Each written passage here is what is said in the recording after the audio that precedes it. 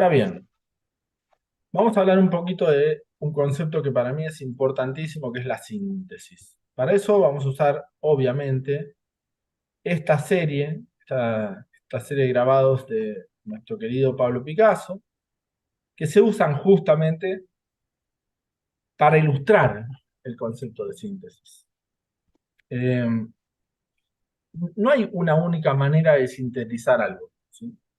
Pero además hay lo que llamamos los grados de síntesis. Entonces, para poder hablar de síntesis, primero hablemos de qué son los rasgos pertinentes. Esto me parece importantísimo. No hay apunte en PDF de esto, así que si quieren escriban lo que vayan escuchando, porque es una Ujú. cápsula. Como las cápsulas que vemos en las clases no tienen apunte de PDF, sino que simplemente sirven para contextualizar, generar reflexión, etc.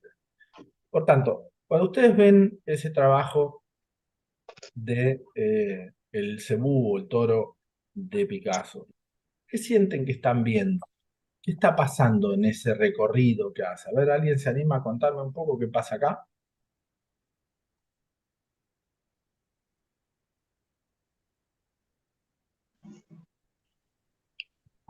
Creo que va de la forma entera, o sea, de la forma global del toro, la va viendo qué líneas son importantes. Entonces va pasando de una a otra con el color y con la línea. O sea, lo va sintetizando, por decir así, que la imagen siga, pero cada vez con menos elementos. Esa es la sensación que me da a mí, ¿no?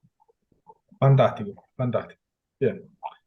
Entonces ahí ya tenemos un par de palabritas clave que me parece que son importantes, ¿no? Que el tema justamente es, estamos quitando algo de información para que sobreviva otra información que parece que es lo importante.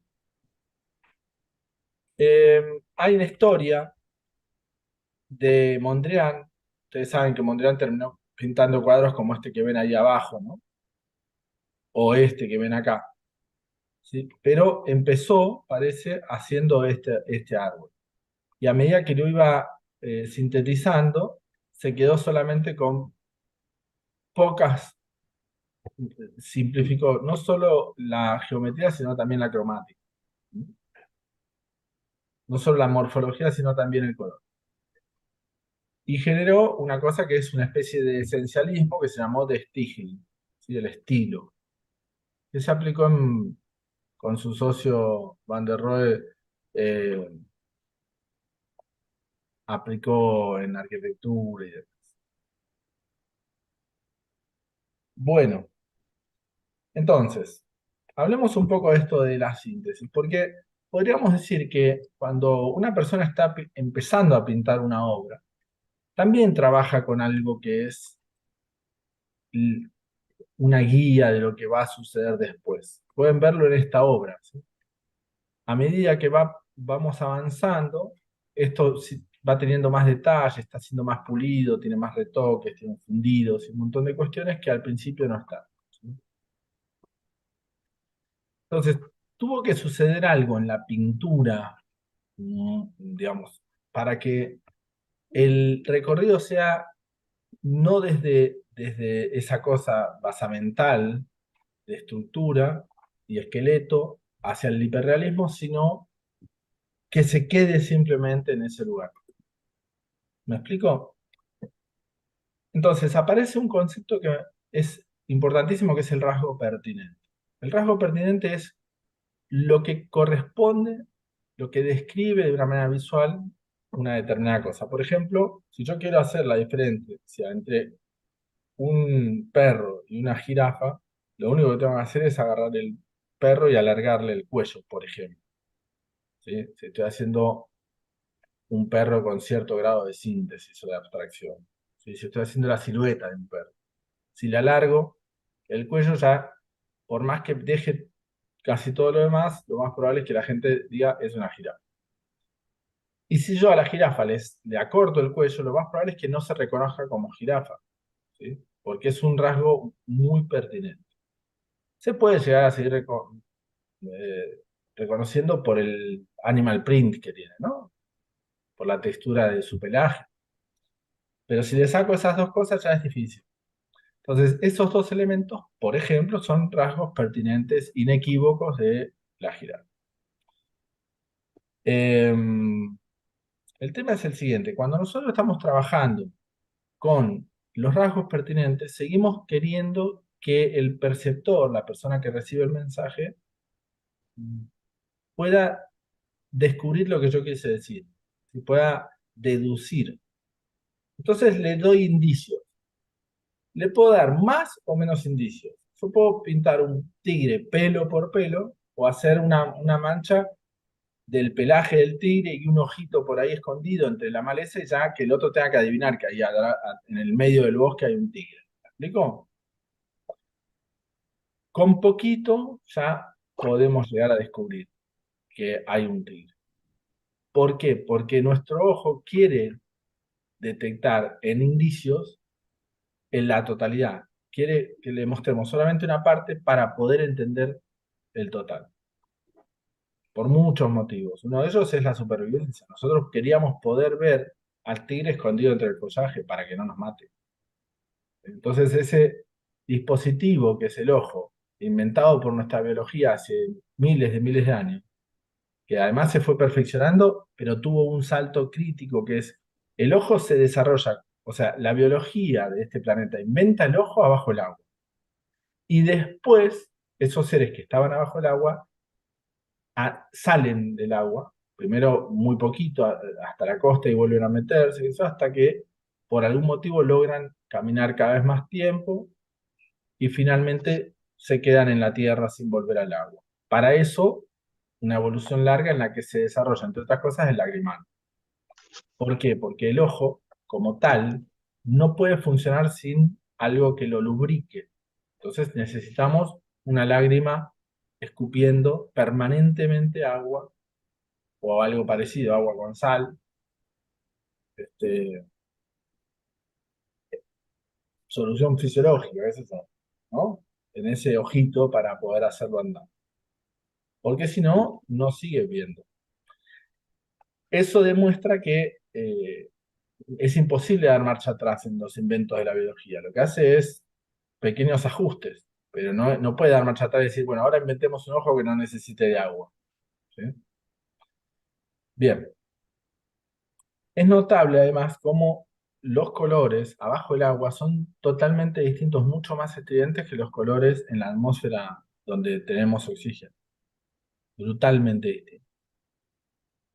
Son incluso más intensos a veces que los colores de la pantalla que tienen un backlight, ¿no? Que tienen una luz atrás que nos están disparando ese color contra nuestros ojos. Bueno, pero volviendo al tema de la síntesis. Nosotros vamos a trabajar la síntesis como un lugar de permiso, como un lugar de disfrute, como un lugar de habilitación. Es decir, yo no necesito saber dibujar de manera realista. Lo que necesito es entender que el concepto de síntesis que se inaugura a partir de la invención de la fotografía es el que me habilita a mí a pintar con un lenguaje que es muy poderoso, tanto o más poderoso que el lenguaje del realismo. Ustedes dirán, bueno, pero antes la gente pintaba mejor, porque pintaban todos los detalles. Bueno, no es tan así. ¿Sí? Hay muchas épocas en que hay mucho detalle, hay otras épocas en que hay menos detalle. Por ejemplo, el tenebrismo lo que hace es esconder los detalles en todas las zonas de sombra. Y deja una zona jerarquizada por el contraste de luz y sombra y lo demás lo pone más o menos en penumbra, en una luz de bodega, en una luz de sombra. ¿Por qué les digo esto? Porque eso de escribir en exceso y poner por todos lados es algo que en general no se hace. Y además, la síntesis nos invita justamente a tratar de reducir. ¿Sí? La reducción máxima, obviamente, es un abstracto, ¿no? Por ejemplo, esta es una obra de Rothko, que uno podría decir no significa nada, y otro podría decir, no, sí, yo veo un paisaje, por ejemplo, la síntesis de un paisaje. Pero en el camino, digamos, entre eso, entre ese exceso, acá hay otra síntesis muy interesante de Liechtenstein, ¿sí? Pero esto ya es muy posterior a la síntesis de Picasso o Mondrian. Esto es de 1970. ¿Sí? Esto es pop. Pero volviendo al tema de la síntesis. Nosotros tenemos muchos tipos de síntesis. Por ejemplo, esto era un libro de dibujo de Hokusai que proponía la síntesis de distintos animales a partir de formas geométricas y trazos sueltos. Acá tenemos otro trabajo de Mondrian que se llamó El tarro de jengibre, que lo fue reduciendo hasta que quedó así. ¿Sí? Bueno, y acá tenemos otro que muestra claramente los rasgos pertinentes de un desnudo hecho en la última época de Matisse, cuando ya estaba en su senitud postrado y no podía pintar. Entonces recortaba con unas tijeras unas siluetas y seguía creando. Y hizo unas siluetas, se ve que realmente tenía problemas motrices serios. Y así todo, estos desnudos tienen un grado de belleza altísimo, ¿no? Realmente es muy agradable. Y después tenemos la síntesis de los niños, ¿no? Este tipo de síntesis. Este, de hecho, acá está sucediendo algo muy parecido a lo que está mostrando Pablo Picasso, ¿sí? Pero interpretado por un niño que trabaja a partir de la imagen. Acá tenemos síntesis de siluetas con pocas pinceladas, otra hoja en este caso de la jirafa, del libro de Hokusai. Bueno, y acá tenemos otra síntesis que me parece muy interesante de unos búhos, unas lechuzas, hecho a partir de material de descarte, ¿no? Bellísimas tapitas formando eso. Eh, entonces, acá otra cosa del libro de Hokusai, de un pequeño estudio de una alumna sobre el tema de una escultura. Tengo un montón de ejemplos para dar, pero lo importante es que nosotros podamos primero tomar en cuenta lo siguiente. Desde que yo salgo de lo que es el hiperrealismo hasta que llego a algo que es absolutamente abstracto, voy quitando información, ¿sí? Como si estuviese haciendo agujeros en un queso. Pero no es que me quedo sin queso, ¿sí? Lo que está sucediendo no es que pierde valor la pintura y empieza a ser un pedazo de mierda. No, lo único que está pasando es que se transforma en otro tipo de mensaje que tiene una potencia y que tiene un valor plástico. No es que reduce su valor plástico, se transforma. ¿Qué es lo que se agrega? Porque uno dice, bueno, estoy quitando. Bueno, sí, estás quitando lo que no es esencial, pero estás agregando lo que es la interpretación. Y es casi inevitable que agregues la interpretación. Por ejemplo, por mucho antes de que sucediera la síntesis, se dice que la Gioconda, aunque es un retrato de una mujer de un determinado burgués que le encarga la obra, tiene rasgos, se sospecha que hay rasgos de autorretrato de Da Vinci, ¿no? Entonces, esto es algo subjetivo que le sucede a Da Vinci mientras está pintando una modelo, que es que se autorretrata. Bueno, eso es una interpretación, es algo que funciona de manera subjetiva por detrás de la intención del artista. Entonces, nosotros tenemos que ser conscientes que cuando hacemos una pintura, cuando hacemos cualquier tipo de representación, estamos haciendo una interpretación y estamos metabolizando. Por eso hay síntesis. Inevitablemente hay síntesis, que es un término que se usa en biología. Hay muchos tipos de síntesis. Se usa en filosofía, se usa en física del sonido. Bueno, la fotosíntesis, por ejemplo, los sintetizadores como instrumentos musicales, etc. Pero la síntesis a la que nos referimos nosotros tiene que ver con que yo tomo una imagen, un objeto, que yo digo, bueno, voy a pintar esta taza, pareciera como si me lo mastico y después lo vuelvo a escupir. Entonces, eso ya tiene una parte mía, ¿sí? Que es la interpretación, que es lo subjetivo. Y de eso es insoslayable, no es que yo puedo decidir si está o no. Puedo decidir si está o no la parte intencional, pero después hay otra parte que es, eh, cada uno de nosotros va a hacer la síntesis de una taza en este momento y van a quedar todas diferentes. ¿Me explico? Por ejemplo, ¿no? Le decís a los alumnos de un taller, hagan un ancla y hacen esto, distintos anclas. ¿Me explico? Acá vemos, por ejemplo, la síntesis con sus rasgos pertinentes, ¿no? Entonces vemos la diferencia entre la jirafa, el tigre, el león, etc., el elefante. Y uno dice, bueno, hay algo que los une para que uno sienta que hay una familiaridad entre esos iconos, entre esos isotipos, y hay algo que los separa, que es el rasgo pertinente de cada elemento. Por tanto, nosotros vamos a tener cierto apego al rasgo pertinente. Cuando ustedes estén sintetizando, tomen en cuenta que hagan lo que hagan, digan, bueno, quiero hacer el retrato de mi sobrina. Entonces agarran una foto y van a hacer la síntesis de un retrato, quizá con una cierta carga expresionista. Alguno de ustedes que tenga más dominio académico, quizá haga algo más realista, etc. Pero va a haber una reducción. ¿Sí? Y lo que hay es un apego por quiero que se parezca. Que se parezca a lo que estoy viendo. Y eso siempre nos pasa. Queremos controlar que el mensaje que estamos dando sea de acuerdo a lo que nosotros queremos decir. Nos hace mal, por algún motivo, sentir que nuestro mensaje no se entiende. ¿Por qué? Porque es una pieza de comunicación. Entonces, cuando estamos haciendo síntesis, seamos conscientes que hay una reducción en la información, pero dejo que siga habiendo rasgos pertinentes. Por ejemplo, quiero hacer una reducción de, no sé, un elemento y les digo, ¿qué es esto?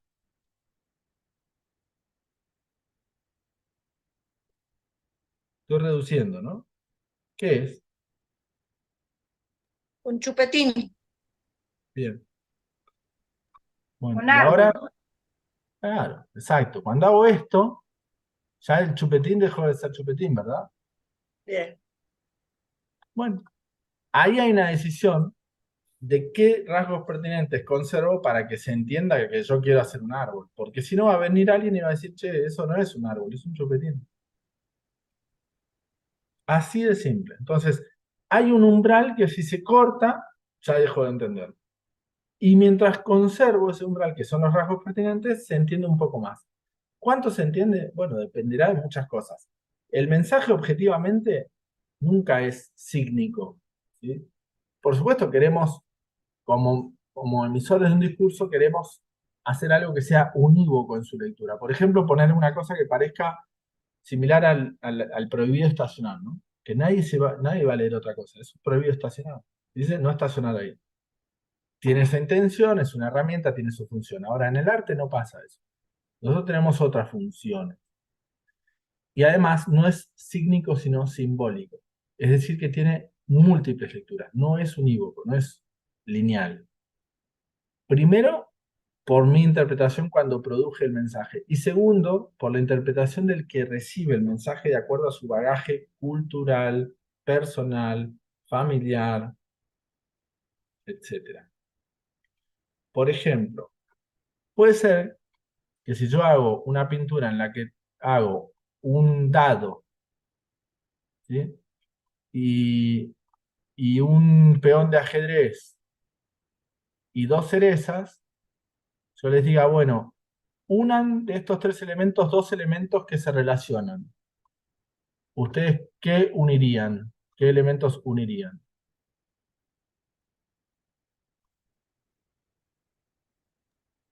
El dado y el peón de ajedrez, ¿Por qué? porque son relacionados al juego. Perfecto. Ahora, puede suceder que una persona entre ustedes jugaba al ajedrez de niño con su abuelo mientras comía cerezas. Entonces es mucho más potente la relación entre las cerezas y el peón de ajedrez que entre el dado y el peón de ajedrez. ¿Me explico? Entonces, esa es la diferencia que hace que nosotros interpretemos de manera personal las obras de arte. Y no a todas las personas nos guste de la misma manera, nos conmueva de la misma manera. Por suerte, eso pasa con todo, hasta con las parejas. Por eso decimos que siempre hay un roto para un descosido, ¿no? Porque vos decís, ¿qué le vio? Y bueno, sí, para esa persona, esa otra persona es maravillosa. ¿Sí? Con el arte pasa lo mismo. Tenemos un imán que atrae y comunica de una manera determinada a unas personas y a otras no.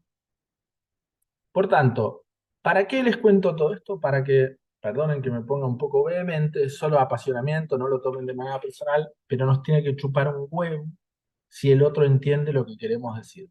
Nosotros lo único que tenemos que hacer es comunicarnos de acuerdo a nuestra intención, tener claro qué queremos decir, tener claro cómo queremos decirlo, es decir, desarrollar algún tipo de estrategia, y entre otras cosas que sea válido, no tengo tan claro y voy a hacerlo sin tener claro, porque estoy en un momento de experimentación.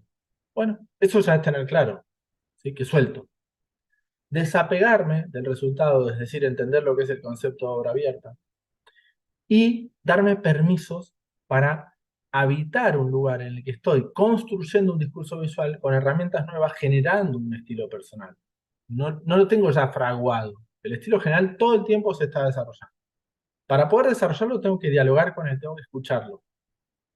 Cada vez que me pongo a pintar tengo que escuchar qué es lo que yo ya sé hacer, porque no lo tengo tan claro, lo sé a medida que lo ejecuto. Y una cosa importantísima de toda esta conversación es, la manera en que yo interprete va a ser válida, en tanto y en cuanto yo reconozca esa validez, porque nadie más lo va a hacer por mí. No lo va a hacer ni el docente, ni mi mamá, ni mi papá, ni mi abuelo. A nadie le importa, es a mí al que le tiene que importar. Entonces es un trabajo personal bastante terapéutico, ¿sí? Bastante psicológico, que es, todavía no tengo estilo, no hay necesidad de tener un estilo. ¿Cómo voy a saber qué estilo tengo? Haciendo. Pero ¿cómo me habilito para hacerlo? Y dejando de tener el prejuicio de que tengo que pintar como Vladimir, o como Marta, o como Da Vinci, o como Dalí.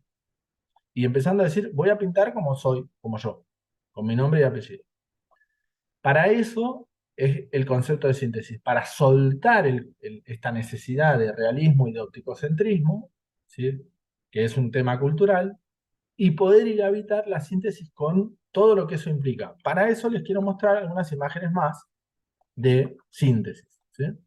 Para mí las lechucitas estas es muy simple, ¿no? Es un círculo con otro círculo, ¿sí? Entonces, alguien dijo, con eso ya veo un búho.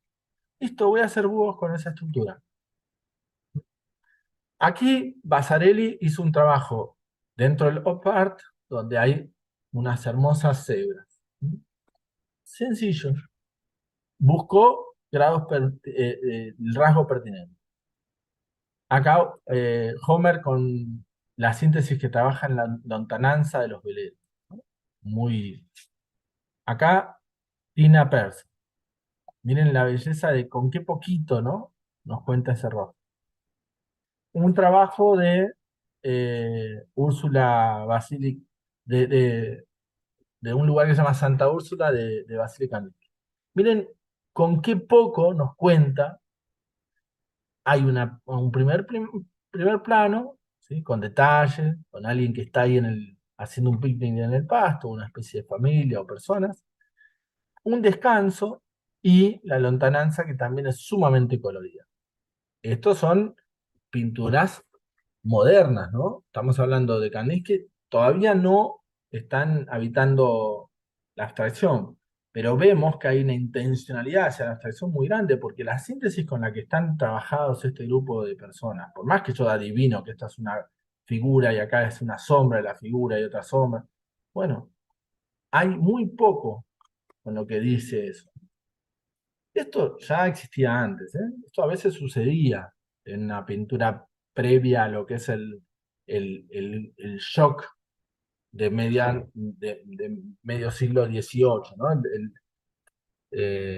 Perdón, XIX.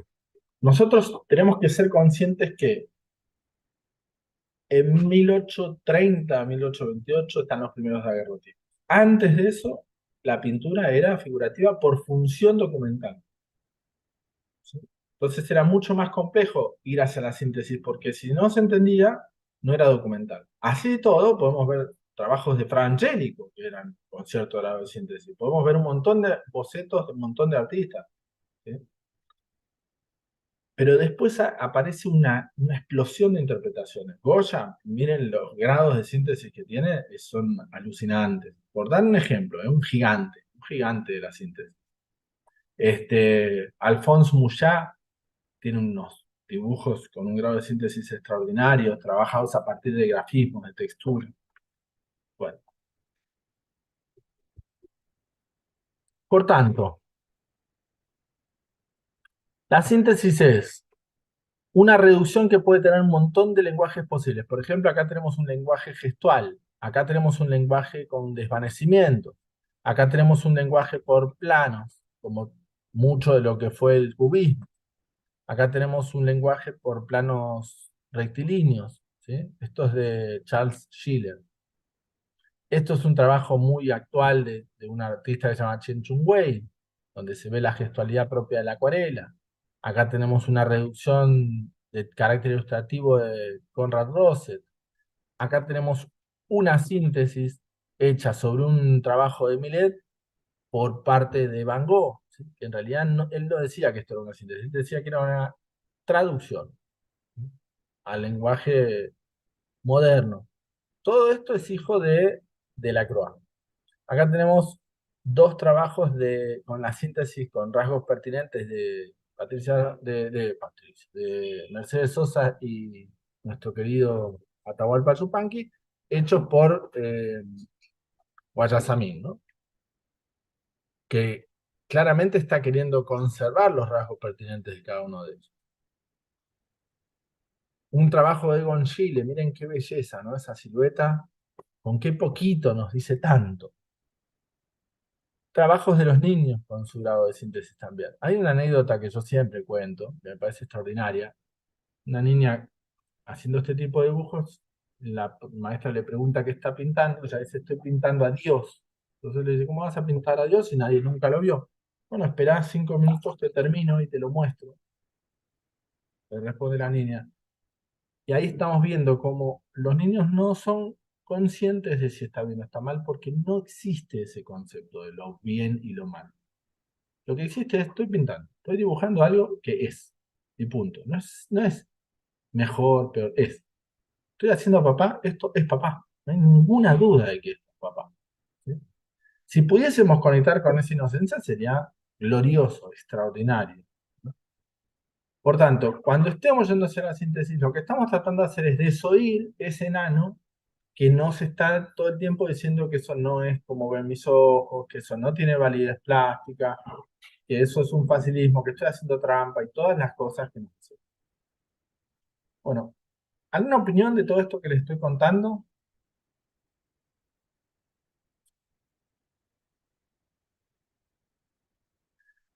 ¿Por qué damos esta pastillita a esta altura del año? Porque lo que va a venir tiene que ver con una nueva actitud, ¿sí? Entonces, el concepto de síntesis es importantísimo para habilitarme en esa nueva actitud, donde yo empiezo a empoderarme, a decir, bueno, yo puedo hacer pintura con un valor plástico, ¿sí? Que no va a ser el mismo valor plástico que tienen determinados artistas. Por ejemplo, esta reducción al hachazo de pincel. Mírenlo en el óleo, ¿sí? Acá lo ven. Esto es Alexander Bobrov. Miren la calidad con la que reduce, ¿no? Sin perder los rasgos pertinentes de cada paisaje. Estoy dando algunos ejemplitos rápidos, ¿no? Miren, por ejemplo, esto es de Kiefer,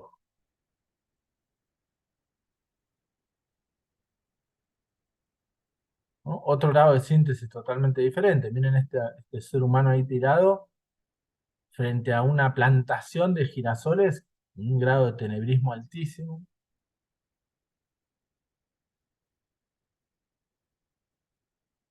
Perdón, pasé muy rápido.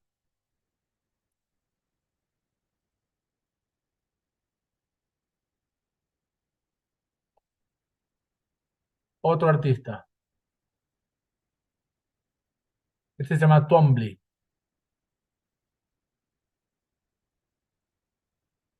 Cy Twombly. Telas gigantes y trabaja con este grado de abstracción.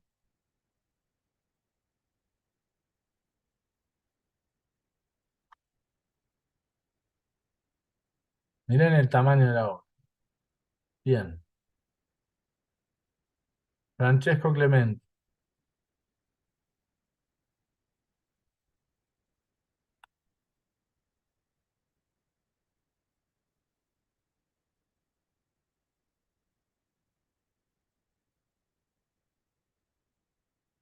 Entonces no se trata de un todo vale, ¿eh?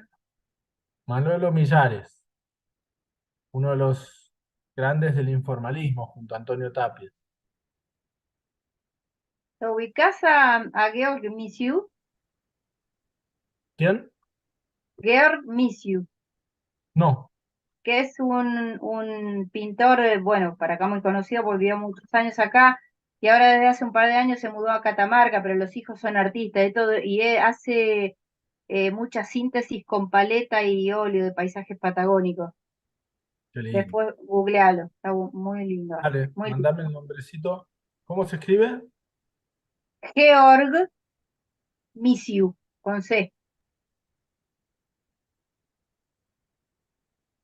Podés mostrar alguno, está muy bueno. A ver, vamos Todo a con ver. una espátula. Vamos a mostrarlo así rapidito. Sí, bellísimo. Sí, con qué poquito, ¿no? Sí, todo espátula, él creo que no usa pincel. Sí, sí, fantástico. Y cuando te acercás, esto que vos decís, cuando te acercás bien a las obras, no ves lo que ves de lejos, es increíble. Exacto. Bueno, eso se trabajó mucho en el impresionismo matemático, ¿no? El impresionismo de Seurat, que tenía que verse de lejos la obra, no estaba hecha para verse de cerca, estaba hecha para verse a cierta distancia. Hay mucho arte moderno que estuvo hecho así. Todo esto es parte de lo que es el arte moderno, no confundirlo con el arte de concepto que es posterior a la década del 60. ¿Sí? Esto es el arte que va desde la invención de la fotografía hasta la época en que se inventa el arte de concepto, que se llama, o yo le pondría de nombre, arte moderno. ¿Sí? Esa primera parte que se llama arte moderno. Cerramos acá pastillita, ¿sí? Pero más que nada les comento para que no tengamos ninguna duda de que esa interpretación que se está haciendo tiene tanto o más poder que la descripción, entre comillas, realista o opticocentrista o naturalista. Por favor, quedémonos con eso, con la idea de, yo puedo ir hacia este lugar porque tiene un valor plástico, no es que tiene menos valor plástico. El otro valor, el del realismo, está todo el tiempo habitado por un montón de personas que necesitan ir para ese lugar por una cuestión de que les genera necesidad, por herencia de lo que fue la función documental del arte, porque no se lo cuestionan o no hay reflexión sobre eso, por inseguridades diversas, por muchos otros motivos. Pero hay motivos para habitar eso que es la síntesis. Muy buenos motivos, son muchos, no viene al cuento contarlos, pero ya iremos reflexionando. Sobre todo la carga poética posible. Esto de dejar de subestimar a mi lector, reducir información y que el otro pueda cerrarlo de acuerdo a su necesidad, posibilidad, etc. Entonces es soltar un poco el control. Cuando yo hablo de sintetizar algo, ¿sí? Por ejemplo, la fotosíntesis, es un proceso por el cual un organismo vivo recibe algo del exterior, lo procesa y lo vuelve a llevar al exterior. ¿Sí? Entonces, eso que vuelve a llevar al exterior tiene algo de su propio ser, poéticamente hablando. Entonces, cuando yo hago una síntesis, tomo algo de afuera, es como si lo masticara, me nutro de eso y lo devuelvo. Y cuando lo devuelvo, ya tiene mi impronta, tiene una parte que tiene que ver con mi vivencia. Eso es la síntesis, tiene una carga poética. Es inevitable que tenga una carga poética, por más que esa síntesis sea súper rígida, por más que fuese geométrica o rectilínea. Entonces, ahora voy a mostrarles primero algunas imágenes obvias de síntesis de la historia y después vamos a hablar de los 6 lenguajes posibles o básicos del lenguaje visual. Paso a compartir pantalla. Esta secuencia de litografías del toro de Picasso, del buey de Picasso, es muy conocida. Él parte de 3 ilustraciones bastante realistas o naturalistas y las va llevando hacia una abstracción, ¿sí? Hasta quedarse con este alambre o esta línea minúscula.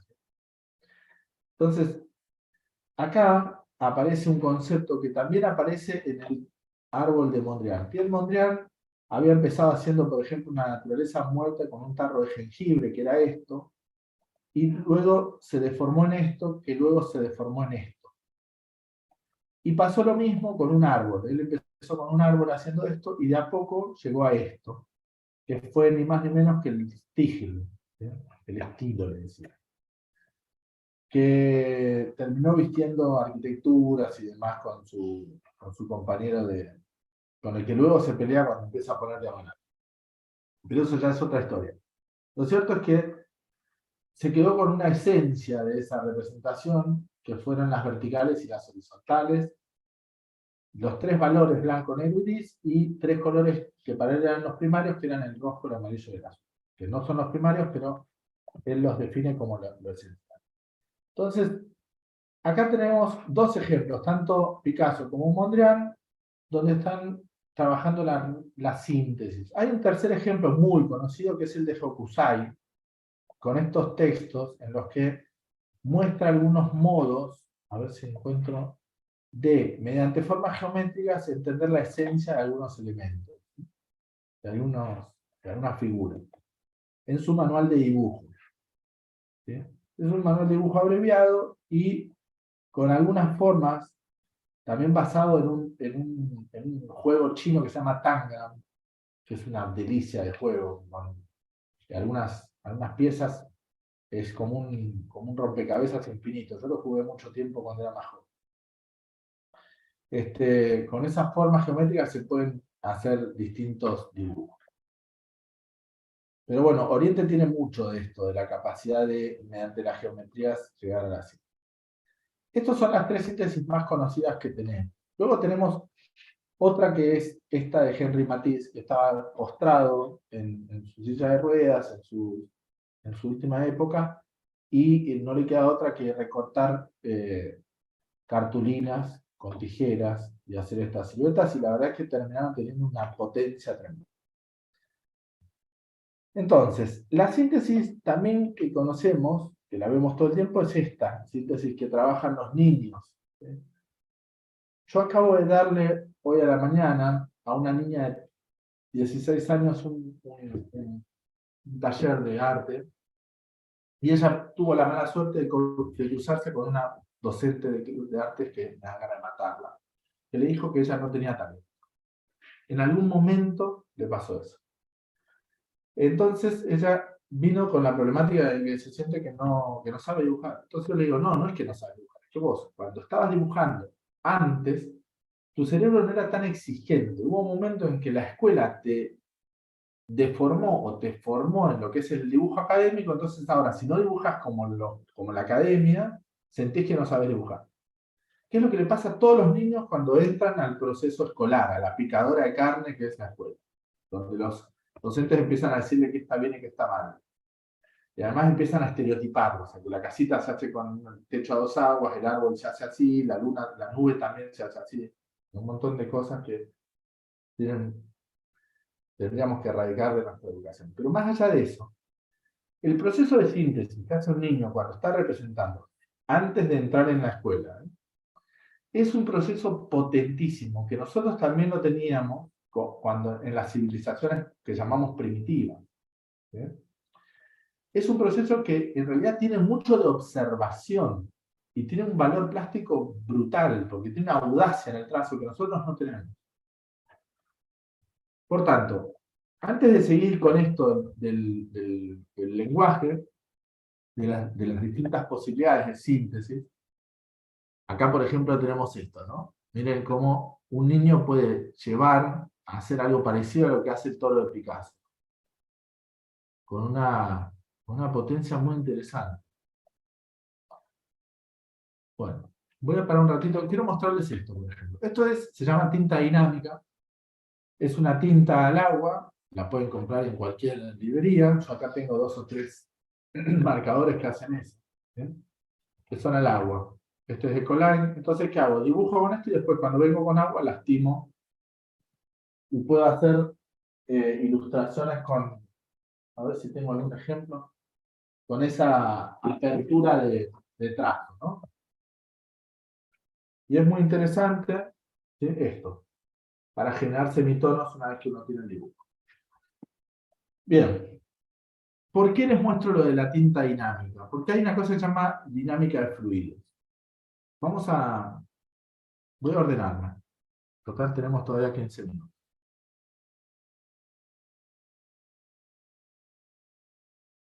Para resumir, las artes visuales, cuando uno va a aprender lenguaje visual en una academia, hay 6 lenguajes básicos. Uno es el rectilíneo, el otro es el curvilíneo, que se llama orgánico.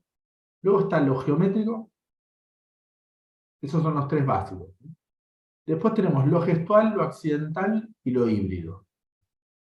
Voy a mostrar ejemplos. El rectilíneo es el más obvio de todos, así que voy a mostrar un solo ejemplo, que es este.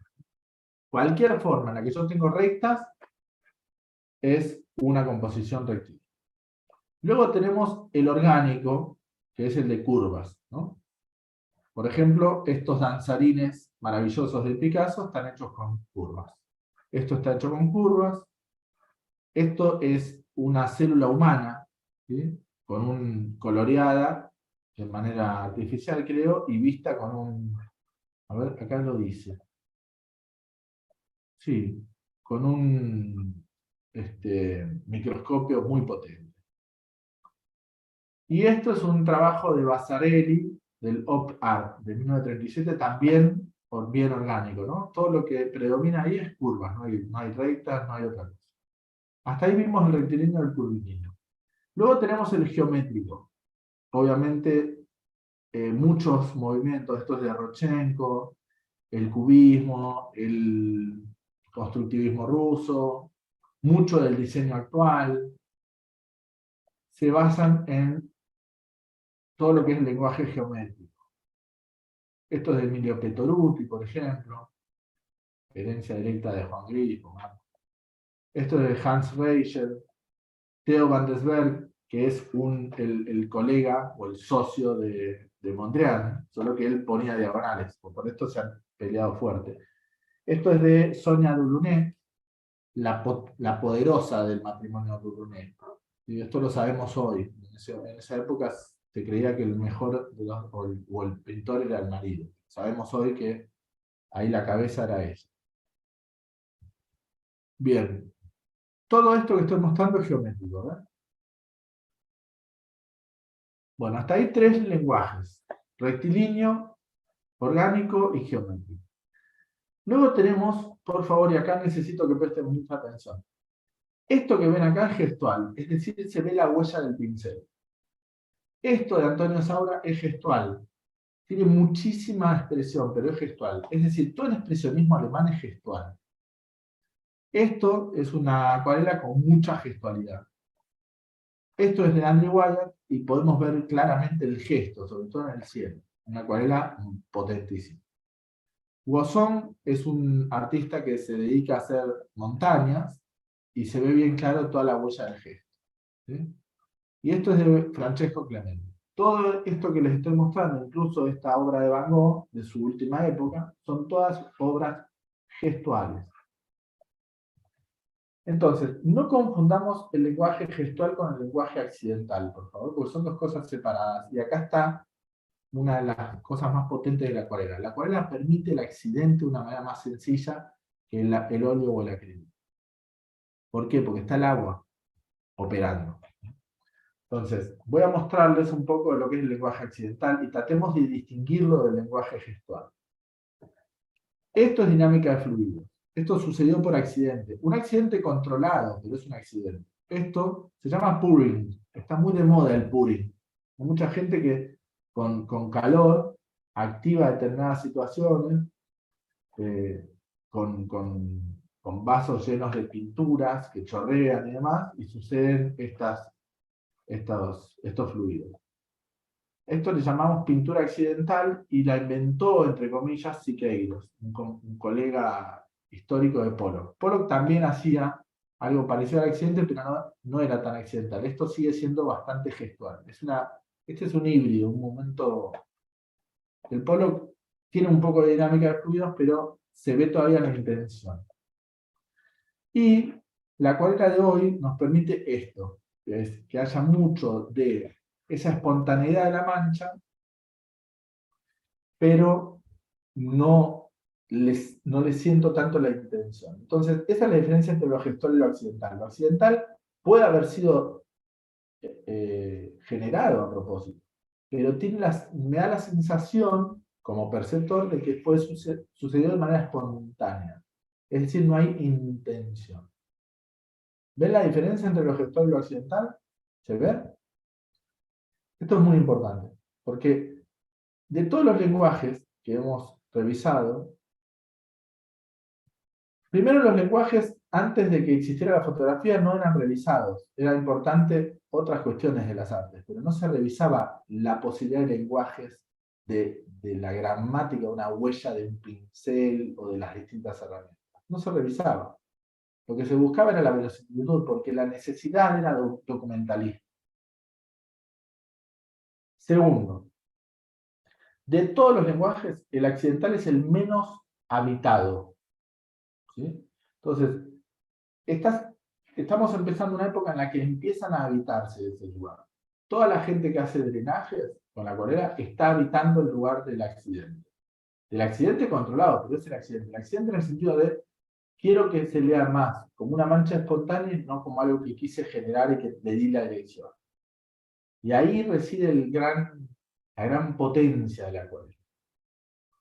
¿Me expliqué? Es complejo lo que estoy planteando, ¿sí? Sobre todo para una clase en la que estuvimos 1 hora y media hablando de evoluciones. Sí, Lali, perdón, ¿puedo decirte algo?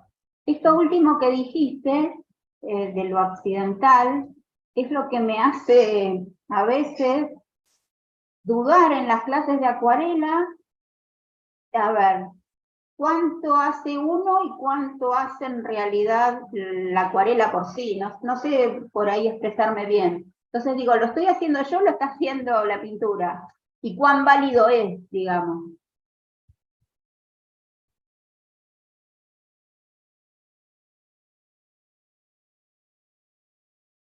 Vladi está silenciado. Ok. ¿Ahora sí? Bueno, lo que les quiero decir es esto.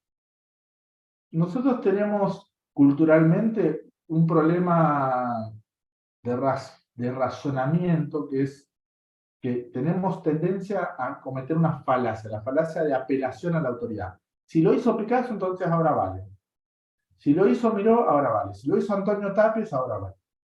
Que no está mal, ¿sí? Una vez que vemos que alguien nos habilitó, recién ahí nos permitimos la expresión. Pero lo cierto es que en el arte, yo no te diría vale todo. Yo lo que te diría es, lo importante es la carga poética. Lo importante es cuando vos te pones a construir un discurso visual, más allá de si copiás, si te inspirás, cuánto te apropiás de la imagen de otro, que obviamente si estás haciendo una cita, más vale que pongas la fuente y demás, pero más allá de la cuestión ética, el límite está en esto de la autocensura, que es que yo creo que no me gusta, o creo que no salió bien. Ahí está el límite. Pero la definición de arte no es tengo que hacer buen arte para ser artista. Para ser artista lo que tengo que hacer es hacer arte todos los días, o digamos, hacer arte de manera periódica. Eso es ser artista. Y si me divierto, de a poco voy a conseguir tener mayor calidad, ¿sí? O tener, mejor dicho, una propuesta un poco más sólida, porque la estoy puliendo hacia un lugar que no es personal.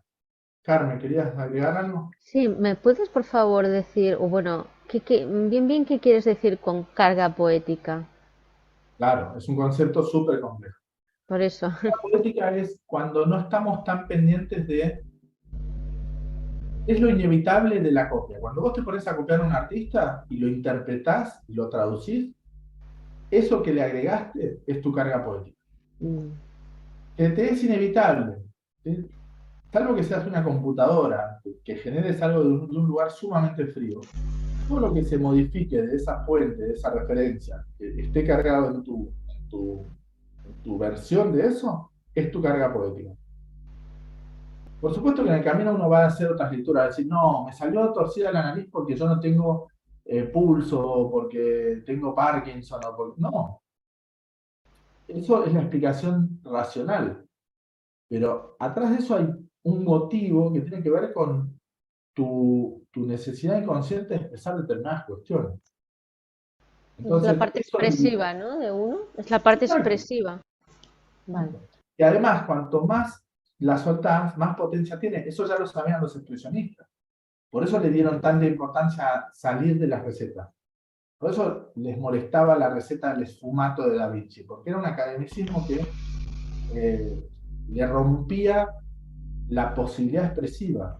Es un argot, es un sheite, un facilismo. ¿Me explico? Gracias. ¿Sí? Bien. Paso a compartir pantalla para mostrar el último de los 6 lenguajes, que es el híbrido, ¿sí? Donde hay, por ejemplo, en este caso, algo de accidente y algo de gesto. ¿Sí? Obviamente me estoy mostrando reglas porque es donde más puedo ver la situación híbrida. En otros elementos no es tan sencillo, en otras posibilidades técnicas. Bueno, para terminar la teórica, porque es una teórica mucho más larga, pero quiero darles así como una pastillita. Esto, por ejemplo, es un oriental haciendo una síntesis de un retrato.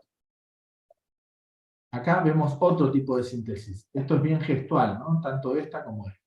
Esto es de Mark Rothko, que algunos dicen que valía la pena verlos en tamaño original. Esto eran piezas gigantescas en las que uno se quedaba viendo los colores y demás.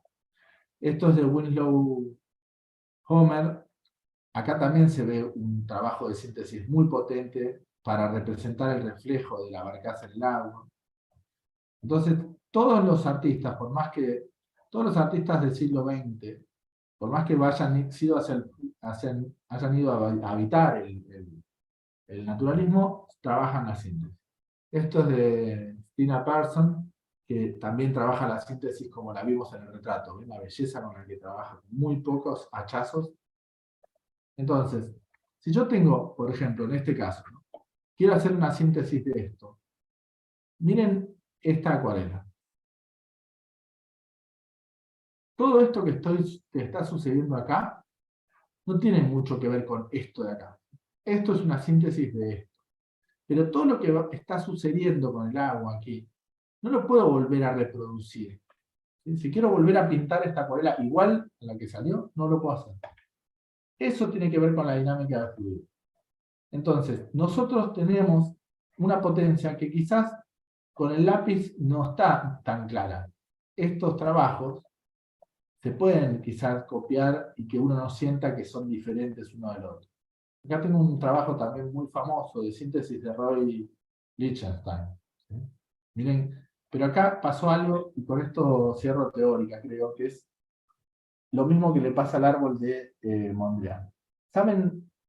Cuando uno dice, hay una síntesis y un proceso de quita de rasgos hasta que sucede la abstracción. ¿Sí? Entonces, esa reducción hacia la abstracción tiene un momento límite, que es un umbral. ¿Saben cómo se llama ese umbral? Se llama rasgos pertinentes. Cuando yo eliminé todos los rasgos pertinentes de lo que estaba representando, cuando quité los rasgos pertinentes, deja de ser decodificable el mensaje y pasa a ser más críptico. Entonces sucede la abstracción. ¿Sí? Empiezo a necesitar una muleta, alguien que me explique qué quiso decir el autor, porque no lo entiendo por mí mismo. Y esa zona gris en la que el autor empieza a quitar lo que cree que es accesorio y deja eso esencial, que son los rasgos pertinentes, también es una zona en la que algunas personas van a entender y otras no. Por eso es tan poderosa la síntesis, porque lo que hace es restringir al perceptor, ¿sí? Restringir la capacidad de percepción de esa obra. Me fuerza a mí a que haga justamente un esfuerzo de decodificación. Por tanto, esos conceptos me parece que son poderosísimos. Sobre todo para que ustedes se paren en un lugar de poder, de decir, che, lo que yo hago está bien, tiene valor plástico y tiene valor artístico. Para eso es que les doy esta cátedra, para que podamos comprender que la síntesis es lo más pertinente que puedo valorar en mi discurso cuando me alejo del realismo naturalista. Cuando tomo distancia y digo, no quiero copiar lo que hizo el artista. Quiero cargarlo con mi impronta personal. Y ahí aparece la síntesis, aparece el poder personal. ¿Me llegué a explicar? Bueno. Puede ser una clase muy larga, tengo más cosas para mostrarles de síntesis. Si quieren, en la clase que viene podemos seguir hablando de esto un poquito, ¿sí? Con algunos ejemplos más, pero me parece que por hoy está bien con todo lo que hemos problematizado. ¿Sí? Tomen en cuenta que la síntesis puede tener estos 6 lenguajes que les había dicho. ¿Sí? Tenemos todo lo que tiene que ver con la dinámica de fluidos pertenece al accidente. Todo lo que tiene que ver con el gesto, la huella del pincel, pertenece a lo gestual. Acá estoy mostrando ejemplos. Todo lo que tiene que ver con lo controlado, ven, por más que esto sea un desvanecimiento hecho en acuarela y demás, esto sigue siendo un lenguaje orgánico, de curvas, no hay accidente ahí, está todo disciplinadísimo. Esto es una síntesis geométrica. Acá tenemos una síntesis gestual, ¿ven? ¿Sí? La síntesis de los niños, que también es rectilínea o orgánica. Esto es un trabajo de Miss Noll, que tiene mucho de accidental, por eso decimos que no podemos reproducir. Bueno, y acá, esto que les decía del rasgo pertinente. ¿Ven cómo me puedo quedar con muy poco y ya reconozco la figura? Pero muy poco, miren qué síntesis. Bueno, paremos acá porque es un montón. Bueno, gente linda, yo me